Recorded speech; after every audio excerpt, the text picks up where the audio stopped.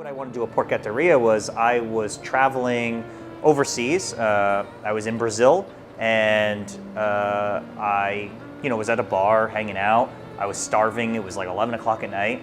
I walk outside after the owner of the bar was like, "Hey, my son has a stand outside for food if you're hungry." I walked outside, and he had a porchetta stand. He did whole roasted pigs, and he was cutting them to order. And I looked at him, and I was like, "Wow, this is a great idea." I was like, "Yeah." I was like, "What do you get?" He said, "Oh, I was in Italy, and I saw it done, so I did it here." And I was like, "Okay, cool."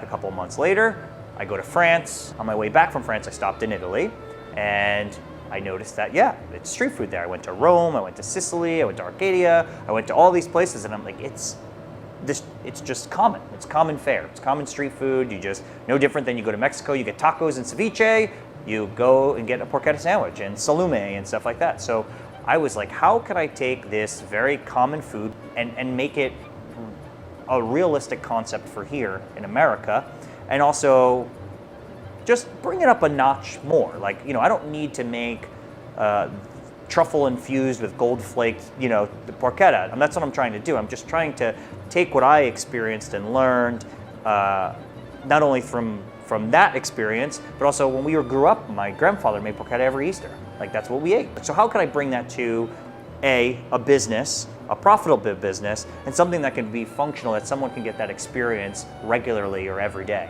And so that was really the hardest, I guess, caveat of Porchetteria, but all that inspiration really came from traveling and my family.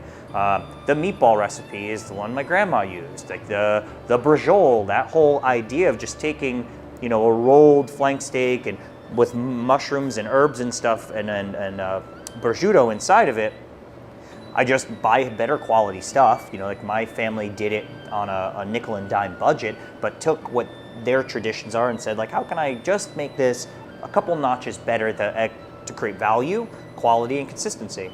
And so with my chef background, it helps a lot with creating that stuff. But even the gravy that we make, every day is really basic. Like, I really took, it was funny, like I cooked French cuisine, I cooked Austrian cuisine in my life, I did all this, and it wasn't until the past, now in my late 30s, that I actually cooked my heritage, my Italian cuisine. I've never worked in an Italian bakery, I never made Italian food. I made, my first job as an executive chef was in an Asian French fusion restaurant, Susanna Fu. Like, I learned Asian flavors, Mongolian, Cantonese, and Taiwanese, and all that.